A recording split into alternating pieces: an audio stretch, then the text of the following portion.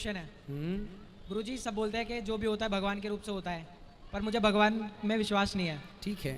तो मेरी मम्मी ने कहा था एक बार गुरुजी के पास जाना, उनसे ही क्वेश्चन करना, वो आपको बताएंगे कि भगवान होते हैं कि नहीं। आप बताओ भगवान होते हैं कि नहीं? मुझे लगता है नहीं होते। आपको ऐसा कैसे क्यों लगता है? मुझे लगता है कि जो भी होता है साइंस के रूप से ही होता है। जैसे बारिश होना वो भी साइंस से ही होता है, कैसे साइंस से?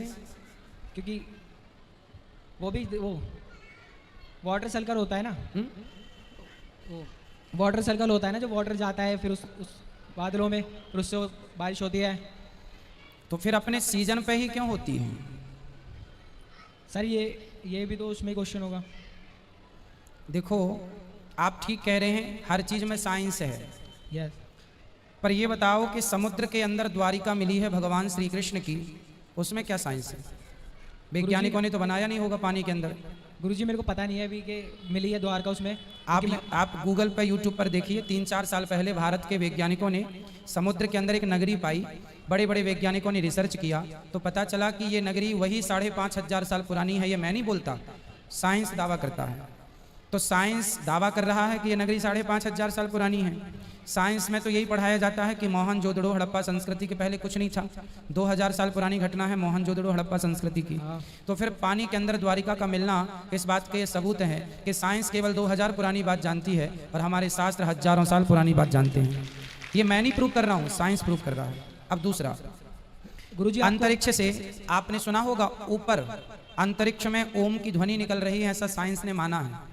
आपने पढ़ा है साइंस का ये? नहीं गुरुजी। आप गूगल करके देखिए मेरी हर बात को, गूगल पे आपको सब मिलेगी। नासा के साइंटिस्टों ने, रसिया के साइंटिस्टों ने और भारत के साइंटिस्टों ने, सबने मिल करके जब दुनिया में ऊपर पृथ्वी ब्रह्मांड में ऊपर एक यंत्र लगाया कि ब्रह्मांड में ध्वनि कौन सी है, क्या गूंज रहा है, तो पता चला ओम गूंज रहा है, ओम।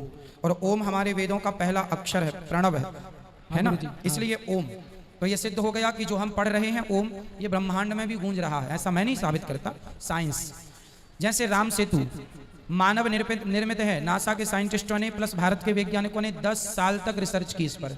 कितने साल तक? 10 साल तक। 10 साल तक रिसर्च करने के बाद आखिर नासा को कहना पड़ा कि ये मानव निर्मित है।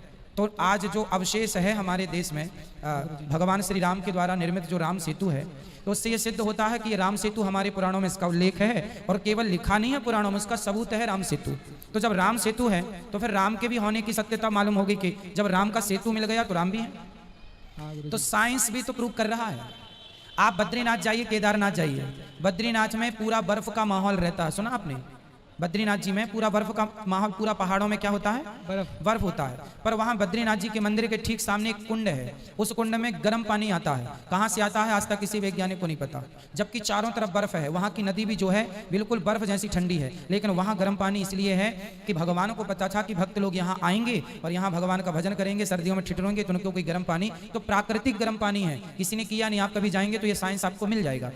तो आखिर हमारे जो सनातन धर्म में ये ठंडियों की जगह गर्म पानी मिलना, राम सेतु का मिलना, द्वारिका का मिलना, भगवान श्री कृष्ण ने 5,500 साल पहले महाभारत के युद्ध में वो अर्जुन का रथ चलाए थे, आप मानते हैं? कुरुक्षेत्र में पुरातत्व विभाग ने जब खुदाई की तो आज भी अवशेष मिल रहे हैं महाभारत के। तो इन अवशेषों के मिलने से क्या सिद्ध हो रहा है कि भगवान कोई कल्पना नहीं है, भगवान प्रत्यक्ष थे। कितने सबूत मिल चुके हैं। अब फिर भी कोई कहे कि मैं ईश्वर को नहीं मानता, तो फिर मेरा सवाल आपसे है कि यदि आप ईश्वर को नहीं मानते तो नहीं मानने में बताइए आपका फायदा क्या है?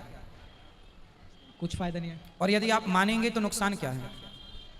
नुकसान भी कुछ नहीं है। फिर जब फायदा भी कुछ नहीं, नुकसान भी कुछ नहीं, तो मान लो आपके पिताजी का नाम बताओ क्या है? पप्पू सिंह। पप्पू सिंह, वो आपके पिताजी हैं, आपके पास क्या सबूत है? प्रूफ तो नहीं है। प्रूफ नहीं है। जब बिना प्रूफ को आप एक आदमी को बाप कह सकते हैं तो भगवान की प्रूफ की जरूरत ही क्या है? धन्यवाद गुरुजी। खुश रहिए। आप मानेंगे भगवान को या नहीं? हाँ मानूंगा। क्यों मानेंगे? मैंने कहा इसलिए नहीं, आपके दिल से, आप दिल से फील कीजिए, आप दिल से हमारी गीता को पढ़िए, आप दिल से रामचरितमानस को पढ़ो। बेटा क्या नाम है आपका? कुणाल। कुणाल बेटा ऐसा है, आप अच्छे हैं। आज तक किसी मुसलमान ने ये नहीं कहा कि मैं बाइबल को नहीं मानता हूँ। आज तक किसी ईसाई ने नहीं कहा, आज तक किसी मुसलमान ने नहीं कहा कि मैं कुरान को नहीं मानता। आज तक किसी ईसाई ने नहीं कहा कि मैं बाइबल को नहीं मानता। लेकिन लाखों हिंदू ये कहते हैं कि मैं भगवान को नहीं मानता। यही सनातन धर्म का सबसे बड़ा दुर्भाग्य है। बेटा मैं आपको बता दूं, नासा का गठन कितने साल पहले हुआ? नासा गठन पता नहीं। बेटा 1950 में नासा का गठन हुआ। 1950 से कुछ वर्ष पहले 1950 में सैटेलाइट छोड़ी जाने लगी, तो 10 साल पूर्व ले लो, 20 साल पूर्व ले लो। उसके पहले आप ये बताइए सूर्य ग्रहण कब पड़ता है, ये कौन बताता है? सूर्य ग्रहण किस तारीख को कितने बज के कितने मिनट पे पड़ेगा, कौन बताता है? नासा वाले। नासा तो 70 साल पहले था ही नहीं, 80 साल पहले था ही नहीं, चलो 100 साल लो, 100 साल पहले तो नासा था ही नहीं, फिर कौन बताता था? गुरुजी हम भी तो नहीं थे 70 साल पहले। बेटा आप नहीं थे, हम नहीं थे, पर 100 साल पहले देश तो रहा होगा ना भारत। हाँ गुरुजी। तब तो ग्रहण भी रहे होंगे कि नहीं? हाँ। फिर कौन बताता था? अब हम बताते हैं। हमारे भारत में पंचांग आपने सुना होगा, पंचांग कैलेंडर सुना है? हाँ। हमारे भारत में साल में 12 साल में एक बार कुंभ लगता है। कुंभ जानते हैं? नहीं गुरुजी। कुंभ नहीं जानते? नहीं। हरिद्वार में 12 साल में एक बार कुंभ लगता है। प्रयागराज में कुंभ का मेला भी लगा था। हाँ, हाँ, कुंभ का मेला लगा था ना। तो ये कुंभ का मेला कब से लग रहा है आपको पता है? नहीं गुरुजी। हजारों साल से चला रहा, कोई आज से नहीं लग रहा बेटा, हजारों साल से। और 12 साल में किस तारीख को कब से कुंभ स्टार्ट होगा? हमारे भारत के ऋषि मुनियों ने पंचांग में 100 साल पहले 100 साल बाद किस तारीख को किस डेट पर चंद्र ग्रहण सूर्य ग्रहण कितने बज के कितने मिनट पे पड़ेगा, साइंस तो नासा को आज पता चला, हमारे ऋषि मुनियों ने पंचांगों के द्वारा ये गणना हमको हजारों साल पहले बता दी थी। तुलसीदास जी ने हनुमान चालीसा में पृथ्वी से सूर्य कितना दूर है बताओ? पृथ्वी से सूर्य? हाँ बहुत दूर है। 14 अरब किलोमीटर। कितना? 14 अरब। 14 अरब किलोमीटर दूर है पृथ्वी से सूर्य, वैज्ञानिक कहते हैं। और यही बात गोस्वामी तुलसीदास जी ने हनुमान चालीसा में लिख दी। युग सहस्त्र योजन पर भानु। अब आप योजन का और सहस्त्र युग का हिसाब निकालेंगे तो 14 अरब ही निकल के आएगा। युग सहस्त्र योजन पर भानु लीली होता ही मधुर फल जानू। तो साइंस बेटा जो कह रहा है हमारे ऋषि मुनियों ने लिख दिया। बताइए गुरुत्वाकर्षण का सिद्धांत किसने दिया? गुरुत्वाकर्षण का? हाँ न्यूटन ने। न्यूटन। किसने? न्यूटन ने गुरुत्वाकर्षण का सिद्धांत कब दिया? पता नहीं। नहीं पता? लगभग 300 साल पहले। लेकिन आप आश्चर्य मानेंगे कि न्यूटन के पहले हजारों साल पहले हमारे महर्षि कणाद हुए हैं, उन्होंने गुरुत्वाकर्षण का सिद्धांत दिया है। महाभारत में आपने सुना होगा रावण के पास कुछ अमर सेना थी और भगवान